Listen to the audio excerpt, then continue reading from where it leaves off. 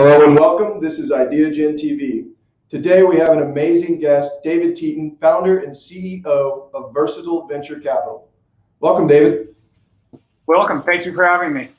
So glad to have you today. I understand you brought a deck with you filled with tons of knowledge about tech, education, getting started in life. What do you got for us today, David?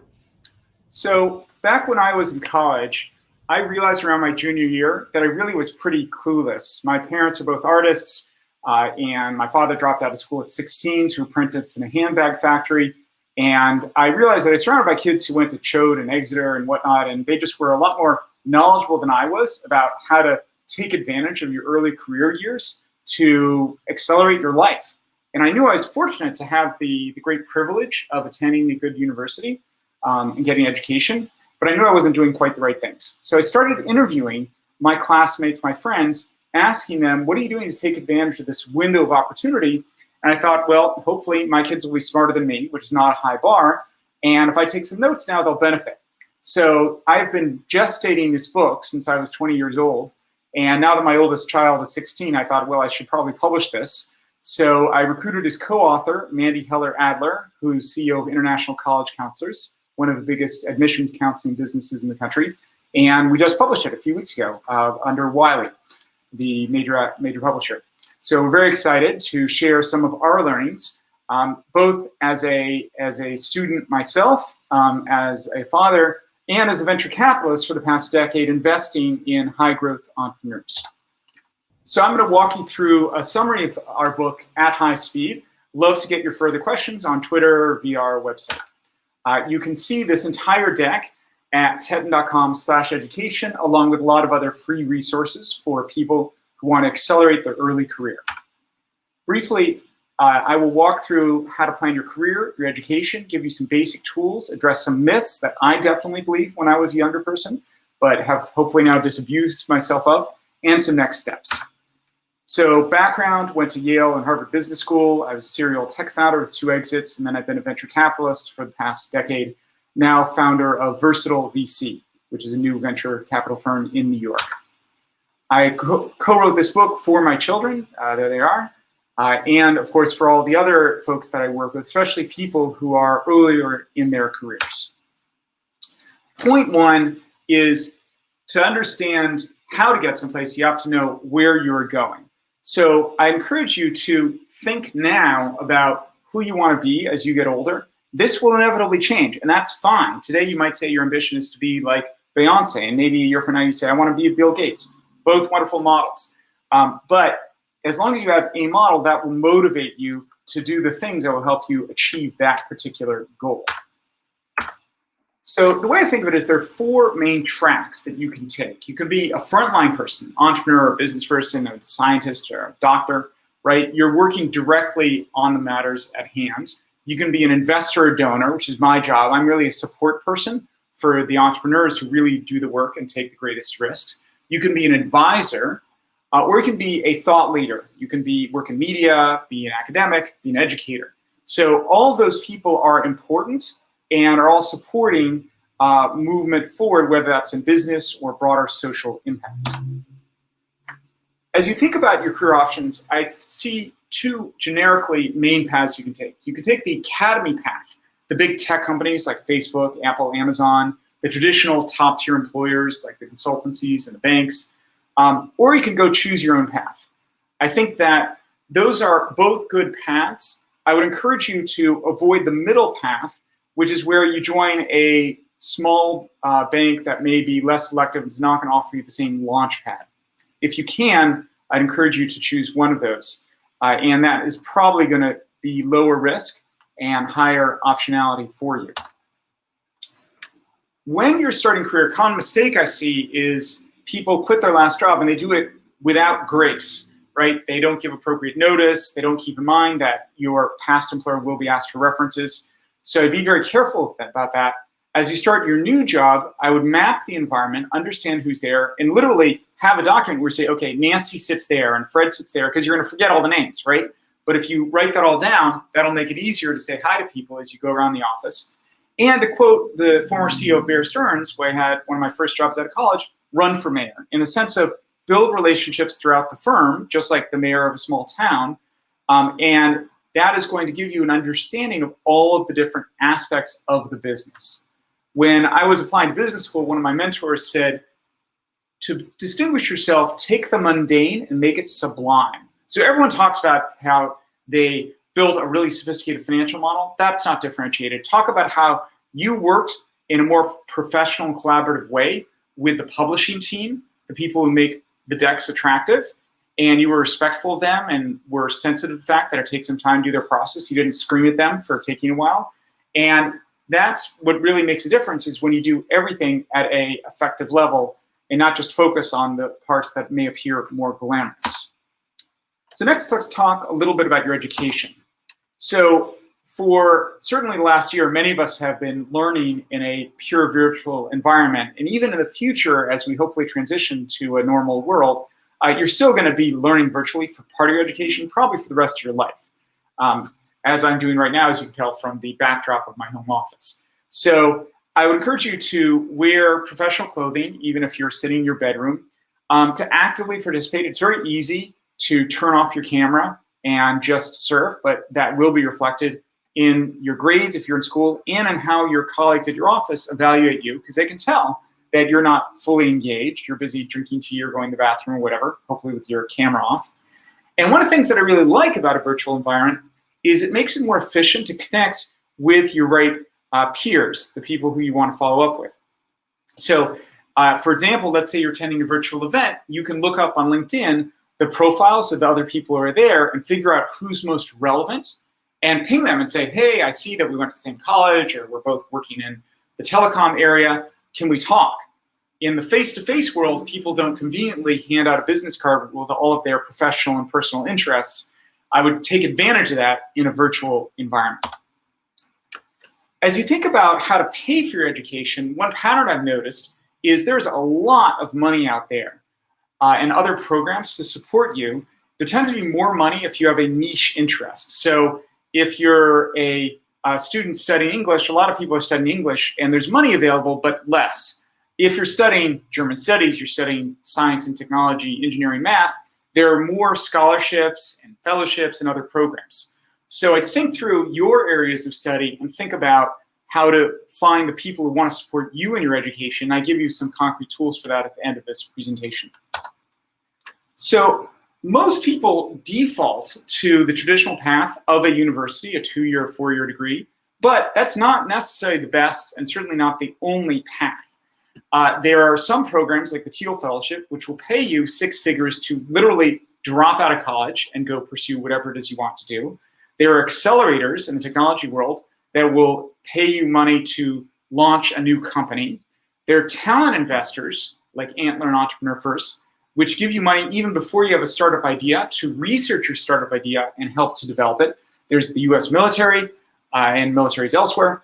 Those are all valid options which can be more impactful. I can certainly promise you that once you've been out of your job for a while, your university, if you have one, is a lot less important than your employer, than the other training that you have received over your life. There are also a variety of online native schools that substitute for the traditional Ivy-coded university, and some of these can be very helpful as well. Where, for example, there are firms like Lambda, which will teach you how to code, and it's free up front. They just charge you a percentage of your income post-graduation. So they're taking the risk of whether or not you're going to get paid in your new profession as a developer. There are also massive online open courses called Moocs, which have other permutations of this model. OnDeck is an example that's gotten a lot of buzz lately that is pursuing this. Generically, the challenge I find a lot of these online services have is if you are a self-motivated, ambitious person with good Wi-Fi, they can work great.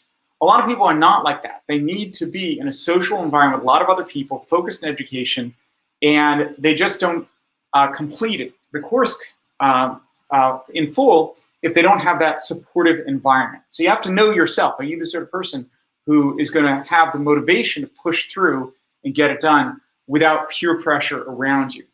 More generally, if you think about how COVID has impacted education, For a small percentage of students, I think it's actually been beneficial in some ways because it gives young people a chance to learn whatever they want on their own time, their own schedule. They can go really deep into the topics they care about. But unfortunately, for the majority of people, virtual education has certainly been inferior to traditional in-person education because the average 16-year-old is not as motivated as some and benefits by having that supportive environment. So I don't think that we're going to see traditional in-person education disappearing at all. There's certainly still a lot of value in that. So let's talk about some basic tools to help you in your early career. The first and most obvious is the fundamental productivity tools. Do you know how to use Microsoft Office, Google Office, some of the commonly used SaaS tools like Asana, CRM tools like HubSpot? This is the standard. This is the equivalent of knowing how to use a bow and arrow if you're going out to hunt things, right? You're not going to get anything done without these basic tools. And so I certainly encourage you to do that. Absolutely learn how to type. It's painful to me to see people who are worried about deadlines and they're typing away at 30 words per minute. You're not going to get as much done as the people who are equipped with the appropriate tools. As you think about your resume, and I encourage you to develop a resume even if you're still in high school and have a LinkedIn profile, I would use this four-step process. Think about what you're interested in. Think about what the deciders in that industry are seeking, right? Do they need certain technical skills? Do you need to be fluent in another language, wherever those are? Highlight what you've done that addresses those needed characteristics. And wherever possible, use the PAR structure. That means highlight in your resume where there's a problem. So for example, in your university, you took over a student club and there's no money. What action you took to address it, right? So you raised some money, you identified some new revenue streams like selling t-shirts, and the resolution. What was the result? You raised $10,000 and that gave you enough money to go do more exciting things with your student club. That's the standard way of framing your value add to potential employer or for that matter, school. I think about your elevator pitch because you will frequently in professional circles be in a situation where people say, tell me about yourself, right? What do you do? Oh, I see you just joined our company. What are you working on? And I have a tight pitch, literally practice it in a mirror because this happens over and over again. And there's plenty of academic evidence showing that that initial impression that you make will have a permanent impact on how people assess you and they are interested in working with you. I'd also think if you're in job search mode about creating a personal marketing plan. This is a document that outlines what you're looking to do and your parameters. What are your geographies of interest? What functions within a company you want to work in? What type of organization you're targeting? And share that with your friends, your advisors, so that they can help you. A resume doesn't say what you're interested in. It just says who you are. But the other part of it is your goal. And so I make it easy for people to help you by articulating what your goal is. So next, let's talk about your network. So this is the only formula in the presentation for the mathematically inclined. There are 7 components of your network, and I'm going to go through each of those 7 components and talk about how you can accelerate them, especially through using technology. In general, there's a tension between strength and numbers in your network. You can know a lot of people but have shallow relationships, or vice versa. Celebrities, Hollywood actors, they're often stereotyped as being shallow, and there's a reason for it, right? The way they make money is by getting lots of people to spend $50 on a concert ticket or $20 on a movie ticket. That's fine if your goal is to be a movie star. Most of us are not targeting that. I sadly am not. If you want to be in business, for example, that's not usually how it works, right? You need to have a smaller number of trusted relationships, and that means you don't want to get a reputation as a social butterfly, more worried about your follower counts than about doing good work with people who know you. So first is character. You'd be surprised how often, even now that I'm a number of years out of school, people say, oh, you went to school with so-and-so, tell me about her, right? So known as the person who partied not very popular in your home late, you know, that may be who you are, but that reputation may stay with you for longer than you want, even if by age 27, that's not you at all, right? So I would keep in mind that reputations are very lasting, and I would make sure to listen to the feedback that people are giving you. That can be formal feedback, like when a teacher gives you a grade, and informal feedback when people ask you to do certain things. If someone asks you to be social chair of your fraternity, that's different feedback about what you're good at and less good at than when they say, oh, can you be CFO and take care of our finances? So next is competence. How good are you at doing your job? So no surprise, it's a good thing to be intelligent, or at least fake it. So there are a couple ways to fake it. It's beyond my skill set to actually make people intelligent, but I can help in faking it. So I'd encourage you to read the mainstream news sources. One of my standard interview questions is, where do you get your information? And the wrong answer is social media, Instagram, right? A better answer is, I get it from reputable fact-check news sources. I also find that one of the marks of intelligent people is they read broadly and they repeat it and they acknowledge their source. They'll say, oh, I read in such and such book, this insight about the economy, right? So that shows that you're getting good information, you're intellectually honest enough to acknowledge it, you're not trying to claim someone else's work as your own. I learned that from one of my teachers. So I'd also think about practicing the skill of active listening, meaning when I'm talking with someone, when I'm working with someone, one of my standard protocols is to say, let me just read that back to you to make sure I understand. That makes sure I, in fact, do understand what they're trying to say. And it also communicates the fact that I'm making an effort to be a good communicator, right? I am bending over backwards to make sure that I'm not just going through life with my ears closed, like one of the monkeys in the picture, but I'm actually trying to absorb new information. I'd also think about how to be the most effective possible member of class. So an ideal situation is to, early on in the course of a semester, have responsibility for presentation, so that way you're making an impactful first move, right? Because for the rest of the semester, people say, oh, she's the woman who really knocked it out of the park when she was cold called, or when she presented her work. Another tactic I strongly recommend is multi-purposing your work. One of the aspects of school that frustrated me is you spent a lot of work doing a paper, you turned it in, and then what happens, right? The professor reads it, gives it a grade, and throws it away. No one else ever benefits from all of your hard labor. So I would try and publish it. At a minimum, put it on your LinkedIn, maybe on your blog. Ideally, get it published in a reputable journal. A number of years ago, I worked with 3 Columbia MBAs on a research paper about how venture capitalists increase the odds of tech startup success. And they got an A on the paper, but we also published it in a number of major journals. It was the most read paper of the year in the Journal of Private Equity. And they got a lot more mileage from that than the normal student work, which evaporates effectively as soon as you turn it in. As you think about preparing for school, I look to identify the most relevant people around you. So that means joining, for example, the most relevant clubs. Go through the club database. If you don't find a club that you like, go and found your own, right, at virtually every university. And by the way, at most employers also, large employers, there are standard procedures in place for establishing your own clubs. Sometimes you get funding for it. And I would get on all the mailing lists of the clubs in your domain of interest. There's only upside optionality in getting invited to the events they're holding, because you never know when there's something that you think is worthwhile you want to attend.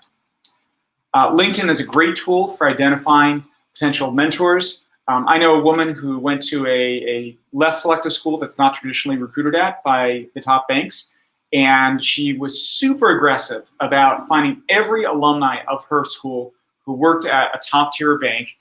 She had every possible coffee she could. She would meet people at 6 a.m. if need be, and then she got a job at Goldman Sachs, the only person, I think, from her school to get her job there. So this is made a lot easier with tools like LinkedIn, which make more transparent the social network and professional background of people around you. Another good tool are corporate analysis software platforms. I've listed a few here, which, which make more visible the org chart of different firms around you. So you say, okay, you want to work for Google. Great, Google's a good firm, right? A big firm, you have to identify where within the firm you want to work. So you can use these to help identify the sort of functions that people from your background usually go into, and reach out and say, oh, I see you work in HR. I'm really interested in human resources. Can we have a coffee to learn about careers in that field? So next component of your social network is strength. So a mistake I often find founders make when they're coming to me looking for funding is to say, oh, I'm building this company with my good buddy. We're friends from school. That's okay, but a lot better is I'm founding this business with my good buddy. We were officers of a sorority together. We were on the same sports team together. We built a small business together while we were in school. We sold t-shirts to students, whatever. The point is, you work together, right? There's a very big difference from I'm friends with this person, we hung out at a bar together, and I actually worked with this person. I counted on her to deliver, and she delivered. She counted on me. We could do a lot of things with our life, and we have chosen to partner together to go forward prospectively. You are mutually endorsing one another, and that endorsement should be based on the fact that you actually did things together that were substantive, not just your buddies. So I talked earlier about the value of joining multiple clubs. When I was in business school, I was a resume editor. So I was paid, I think, $10 per resume, some very modest amount, to meet with other students and walk through their resume and upgrade them. And that was great because I got to meet people and have very frank conversations about their professional goals. Another component of your social network is information. People who are ambitious and successful, they track all the people in their social network. Because what's the point of having a great internship or getting a great job if you can't follow up with the people around you?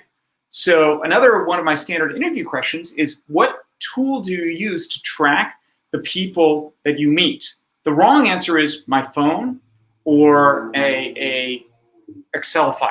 A better answer is I use a real CRM like a Salesforce or a HubSpot, some sort of tool to keep the phone numbers and emails of all the people that I engage with and track where I met them.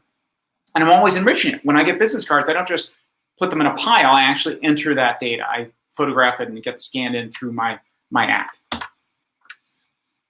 The penultimate component of your network is the number of people who you're working with. So the default for most people is they meet the people who are in their class, their year at school. But I would look broader than that. Look at the graduate school at your university. I would look at organizing student-faculty events. When I was in business school, we organized periodic lunch and learns with faculty. And that was a great chance to get to know the professors off stage. So I would cast your net broadly because you will never again, if you're in a university, have the chance to meet so many people of diverse backgrounds where they all have time to meet you in interest. Lastly is diversity. So this is a sort of a word you hear a lot, but it's actually backed up by the academic research. If all the people you know grew up in the same town as you, played the same sports, go to the same school, that's a pretty homogeneous network. But people are more effective, know diverse people from different backgrounds, different cultures, different geographies, different industries, and you're able to get more done because you bridge that. The extreme example of that is called a structural hole in the world of social network analysis, is someone who is bilingual, bicultural, right? So if you're Chinese American, you speak fluent Chinese, for any company in America that wants to do business in China, they have to hire someone like you, right? You are one of the few people who's qualified to bridge between those two cultures.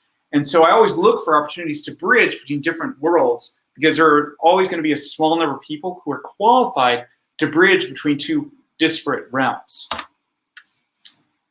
So let's jump in. I'll very quickly go through a couple of myths and then talk about some next steps. So I think when I was earlier in my life, I thought people went to a good university, they're probably pretty competent. That is wrong. My worst hires have been people who went to very selective schools. I also thought it guaranteed a certain level of ethics. That's also wrong. There are definitely unethical people who come from pedigree backgrounds. For those of you who know this actor, he's not someone you want to hang out with from the movie American Psycho.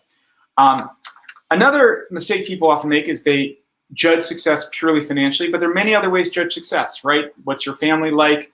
Do you have a stable marriage? And so I think about what you want to optimize for, because there is a tension between optimizing success in multiple realms. It's hard to have stable family life, make lots of money, be a celebrity, right? So pick a smaller number of those, and that's will make your life much easier to achieve. It's not necessarily wise to try and get to know everyone in your school, right? That goes to the question of, do you want to be known as a social butterfly or the person who gets things done? Getting things done usually means at some point you have to sit at a desk and crank on doing whatever it is that you're doing. I think a lot of other people think about their group of friends from school as lifetime friends. That can be true, but usually, and I see this at reunions, there's this core group, your roommates, and everyone else that kind of fade off, right? Now, it's actionable. You can reach out even though you haven't talked for 5 years and say, hey, what's up? I'm in town. Can we get together? But the social network shrinks with age, and you constantly are meeting new people based on what's relevant in your particular situation. So another mistake I find people make is they don't realize how important it is to have community around you because they think they'll get by just on talent. That is not enough, right? So you definitely need a community around you to get things done. And particularly now that tech startups are such a popular path, I see people coming right out of college saying, I want to start a company. That can work, right? Everyone pays attention to Bill Gates and Michael Dell, people like that. But those are the outliers, and they get all the buzz because they're outliers. Most people get training. Jeff Bezos didn't start a company until he was in his late 20s. So I certainly encourage you to get training because you will lower the risk and you will have a much better and more efficient process of building a company if you get training early on and then use that training to build what it is that you want. That goes to the point of, if you are joining a startup, be selective. Most startups fail. I'm in the business of assessing early stage tech companies, and most of my companies fail. That's life in our industry. So you should have a high bar for joining a small company to understand, is this a company that's going to be a rocket ship that you can ride, or is it going to flame out and then you may not have much to show on your resume? So some next steps. I suggest you go onto your search engine and pick some from column A and some from column B. Pick your field of study, your hometown, your areas of interest, and then look for people who want to help you. And I've given you a lot of ideas in column B. Scholarships, fellowships, associations, conferences, careers. You'd be amazed what's out there. When I was in college, I actually put on my sneakers at one point and I went to every single office, every single graduate school office, and I went on all the bulletin boards and I copied down all of the different things that were going on. And I won some money because of that, because I applied to some programs. I went to two different learning programs at West Point and Mount Holyoke, all free. And it wasn't because I was such a great candidate, because I actually did the research and applied. So I encourage you to look for what's out there, take advantage of it. The internet is an amazing thing. You have all the world's knowledge in your pocket, and I find most people don't take full advantage of it. So I encourage you to take full advantage of that amazing superpower you have, which only your generation has had. So I hope you'll get my book. You can get it from the link on your page. If you're building a tech company, by all means, please reach out to versalvc.com. I periodically work with students to publish research, and happy to talk about that. I list some of the topics that are of interest to me on my website. And if you are applying to college, check out my co-author's website, internationalcollegecounselors.com. You can also see on my website some videos and decks that are presented to investors, tech founders, and students that hopefully will be helpful to you. I look forward to hearing from you. Thank you so much for having me, and I hope we have time for a few questions. Wow, David, incredibly insightful talk. So much of that I wish I knew before going into university. One thing that you kind of mentioned and went over in your talk was this inextricable link between education and technology. How do you think innovation and technology has played a role in education? So COVID has fast forwarded the virtualization of everything by at least 5 years. It's actually really striking to watch how quickly the white collar office environment shifted, right? A year ago, people thought productivity would really drop, but most white collar work you can do virtually. And so the same thing is happening in education, but to a lesser extent. In other words, the productivity drop in the world of white collar work is maybe 5% drop as a crude number. I think in education, especially at the level of high school and below, it's a lot bigger, and certainly at the lower grades, right? I think my 5-year-old, when he was in virtual school last year for a couple months, he was learning 3% of what he normally would learn. So I think that there is lots of room for technology to improve the way that people learn. And my role model for this is the video game industry. Think about all of the millions of hours that young people spend on video games learning how to play the game with great passion, with no cash reward. Are they doing that for their education? Only a small number, right? So the whole education industry should be doing more to study the video game industry and make it as attractive to learn calculus as it is to learn how to build things in Minecraft. That's a tall order. Sure. I know from experience, calculus is difficult to make fun, but insightful. It's a great piece of advice. And with those pieces of advice, would you have any advice for an incoming freshman? And if so, what would they be? So have a plan, right? Understand what you're targeting, even acknowledging that you will always pivot that plan. You're not listening to market feedback, in fact, if you don't pivot your plan. And do your research. I find most people just default to the popular path. If everyone else is applying to a certain company, they apply to. That's not the smart thing to do, right? You should evaluate what path makes sense for your unique skills, credentials, what's really going to take you far. And by definition, if you do your research, you're uncovering things that other people are not doing, so it's less competitive. I get nervous when I'm playing the same game as everyone else because that means that I have a lot more people who I have to surpass to be winner of that particular game. That's brilliant. Thank you so much for being here today, David. Do you have any call to actions for our global audience today? Anything you'd like to say? Look, America and the world certainly has lots of challenges, COVID being the most current, obvious one. But at the same time, young people are the most fortunate generation in history, right? The power you have in your hand, the ability to get things done quickly is just enormous. And so I once saw a well-known billionaire interviewed, and he said, I would give up $1 billion to be in your shoes, to be a young person again, right? You're a young person, you're a time billionaire. That means you have over 1 billion seconds of life ahead of you. And I hope you take advantage of that. I am, I hope, still a time billionaire, but probably not, given I'm a little older. And so that's a great advantage you have, and I hope you'll take advantage of being a time billionaire. That is a powerful philosophy. David Teten, thank you so much for being here with us today. Always a pleasure. I look forward to talking to you again. Thank you so much. Take care. You too.